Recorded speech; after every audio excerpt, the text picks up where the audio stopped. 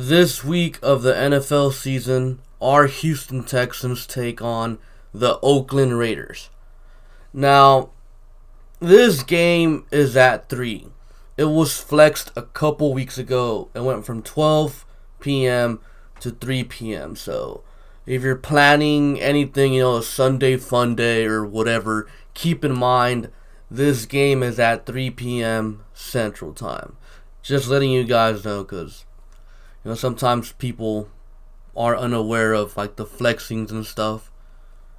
Now, before I go on, here's a little fun fact.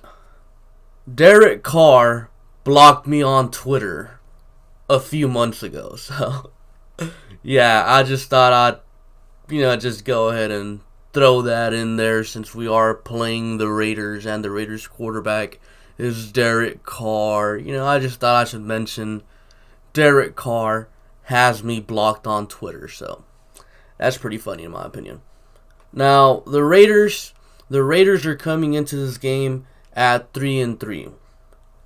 Now, I know coming into the season, the Raiders weren't exactly a team many people were expecting to even do anything this season. And I'm pretty sure some Texans fans still feel that way about the Raiders. But I'm going to say this. Do not overlook this team. They're a very capable team. They're capable of beating good teams. And they've done so already this season. They beat the Bears and the Colts. So they've beaten good teams. So it's important not to overlook them. Now, this game is pretty significant. The Raiders, they're in the playoff hunt. And towards the end of the season, they could realistically be fighting for the 6th wildcard spot. So, the Texans kind of need to win this game to get the head-to-head tiebreaker because the Texans are currently 2nd place in their division. You never know what's going to happen. If the Colts keep doing good, they'll take the division. So the Texans are going to have to settle for a wild card spot. And the Texans have a worse record than the Bills right now. The Bills have a very easy schedule. And the Texans don't play the Bills this season. So I think it's very important for the Texans to get this win versus the Raiders in order for them to have a tiebreaker down the line if they need it. Now, the Raiders, they have talent, especially on offense. They have rookie running back Josh Jacobs. They have Darren Waller. They have Tyrell Williams. And a very good offensive line. But, that's just the basic stuff. Let's get into these matchups. Let's start off with the Raiders offense versus the Texans defense, starting with the run game. The Raiders, they have a very good run game. I believe it's top 4 in the NFL. And it's led by their very good offensive line and their rookie running back, Josh Jacobs, who could possibly be a candidate for Offensive Rookie of the Year this season. You could argue Kyler Murray, but you could also definitely make an argument for Josh Jacobs, who in my opinion has been one of the top running backs this season. However, even though the Raiders have a very good run game, the Texans are very good at stopping the run. So I expect the Texans to keep Josh Jacobs in check. I don't think we'll shut him down because the Raiders love running the ball. And Josh Jacobs is very good. And the Raiders' offensive line is very good as well. So I don't think the Texans will completely shut them down in the run game. But I expect them to limit Josh Jacobs. He's not going to get over 100 yards rushing and 14 touchdowns or anything crazy like that. So, yeah, I see this one being kind of an up and down matchup. You'll see Josh Jacobs get his, hard-fought yards here and there. And then you'll see the Texans stuff him in the backfield for no gain or for a 1-yard gain. Now, in the passing game, the Texans are extremely banged up in the secondary that they had to trade for a Raiders corner Gary and Conley. Now, it's extremely unrealistic to expect Conley to come in here after 1 week, well, 6 days, and have an immediate impact. That is extremely unrealistic. He still has to adjust to his new team, has to learn the defense. So I'm not going to say, well, we got Gary on Conley, so we should be good. I'm not going to say that, and I don't think anyone should really expect that. I think that's very unrealistic, you know. It would be nice to have Conley go in there and have 10 pick sixes against Derek Carr, but, you know, that's just not going to happen. So, yeah, the Texans secondary still very banged up. I mean, Roby's out till after the bye week. J.Jo's a little banged up, but I have a feeling he's going to play. You have Phillip Gaines, who's on IR. Crozen is also banged up, so yeah. Oh yeah, and Gibson. I haven't heard anything about Gibson, so he's also banged up. So I guess you could say injuries might play a huge part in this game. Now there's two key injuries though in this game. One for the Raiders and one for the Texans. For the Texans is Tashaun Gibson. All season long, the Texans have been shutting down tight ends. When we signed Gibson, it was known that he was this guy that specialized in stopping tight ends. Last week against the Colts, the moment he went down, Eric Ebron went off against us. The Raiders have a very good tight end in Darren Waller. So, if Gibson don't play, Darren's going to go off. If he does play, then I think we'll be good. I think we'll limit him because I don't think we'll shut him down. He's a very good tight end. And as far as the Raiders go, it's Tyrell Williams, their number one wide receiver. He's been banged up these past couple of weeks or these past couple of games. He's dealing with a foot injury.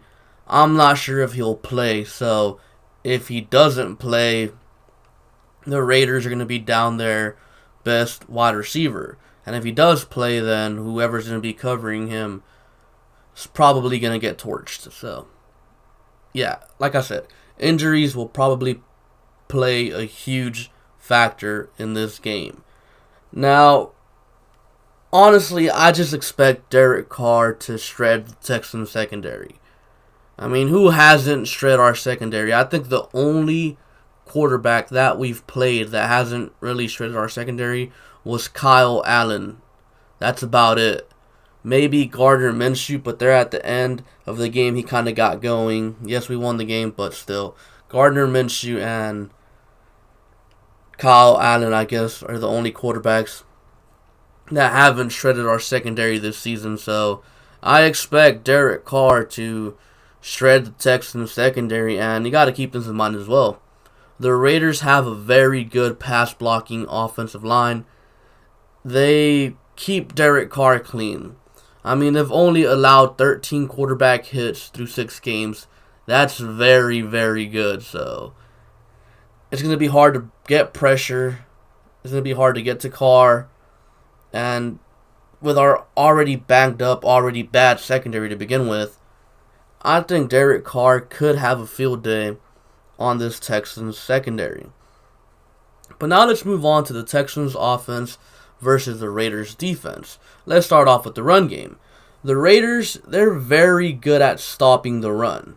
The Texans are pretty good at running the ball, but unfortunately, just like last year and pretty much every year besides 2014 under the Bill O'Brien era, the Texans have a very inconsistent run game. So I'm expecting the Raiders to shut the Texans' run game down. I mean, the Colts did it last week, and they don't really have that good of a run defense.